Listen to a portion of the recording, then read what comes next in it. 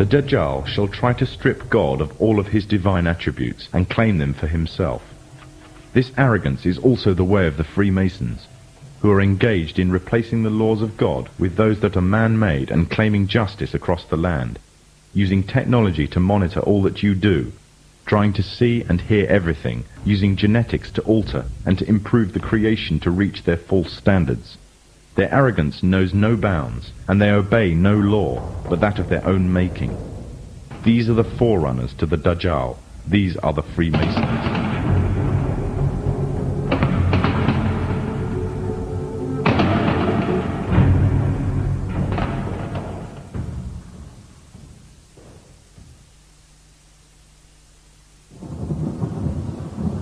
The Prophet Muhammad said that a time would come when the whole world would gather around to plan the destruction of the Muslims, as if they were gathered around a table to take part in a meal. Today the nations of the world are doing just that, around the circular tables of the United Nations General Assembly Hall. He also said that the time of the Dajjal will be years of confusion. People will believe a liar and disbelieve one who is trustworthy, and those who rebel against God will have a say in general affair. Today, during the time preceding the Dajjal, there is also a time of confusion. The system set up by the forerunners to the Dajjal have ensnared many Muslims away from truth, using lures such as wealth and materialism and fulfillment of earthly desires. A miserable trade indeed. These times of tribulation are like a giant sieve, sorting out the true believers from the apostates and hypocrites. Many have adopted the lifestyle and philosophy of the Dajjal system, retaining perhaps only their Muslim names or clothing, wearing them like a badge to their identity, and in every other way embracing wholeheartedly the system that is being used to eradicate Islam.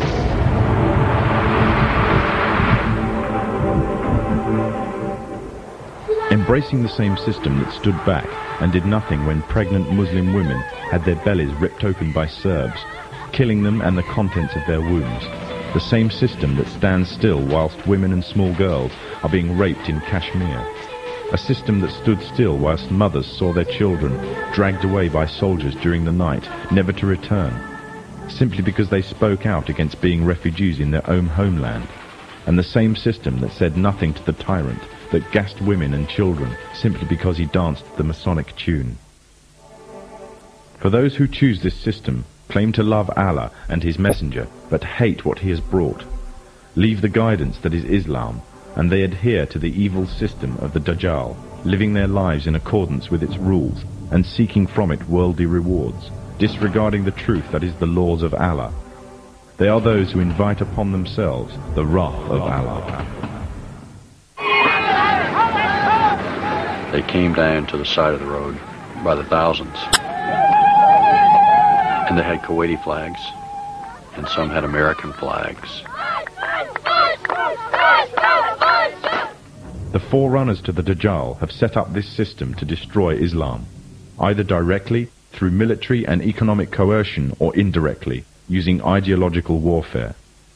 They have divided and conquered, instilling diseases such as nationalism and racism into the heart of the Ummah. Their biggest fear is Muslim unity and revival of the message brought by the last prophet to mankind, and everything they do is geared to prevent this. They have manipulated Muslims, setting up and promoting divides. They have installed their own universal language, compelling all to learn or be shut out, and reducing Arabic to secondary and inferior language in society. And what they have used most to keep the Muslims at bay is oil.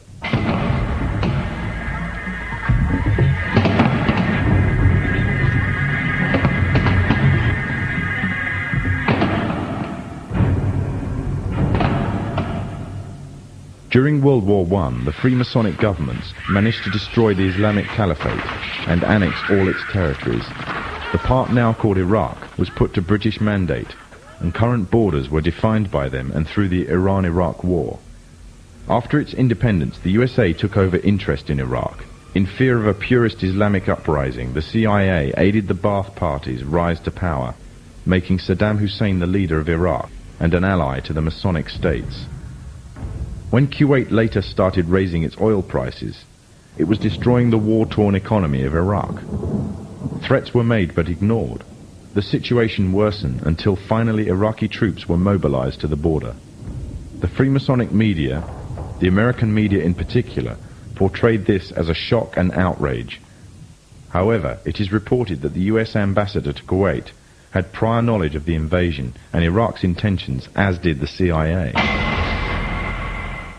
After the Gulf War, Saddam is still alive, and Kuwait has been liberated.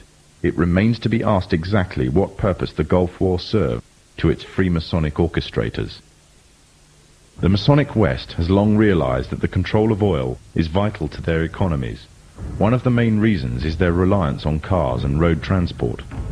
However, although technology exists to mass-produce fully operational electric cars, all attempts to do so have been vetoed. This is because oil is crucial to maintaining their world order. Without the wealth from oil, Muslim economies would fall, and without the puppet governments and leaders, such as Saddam Hussein, the Freemasonic West could not control the Muslim nations. Without the division of wealth and false leadership of these nations, nothing would prevent the purist Islamic movements from coming to power. Poverty creates unity, and Muslim unity is the greatest fear of the forerunners to the Dajjal. The Gulf Wars served many purposes: to promote Western unity, to create divides amongst the Muslim nations, to act as a testing ground for an entire arsenal of military weapons and cocktails of chemicals and drugs. But most of all, it served to ensure a strong military presence in the Middle East. The Dajjal has placed a strong hold in the very heart of Islam itself and laid a firm grip on the Muslim holy lands.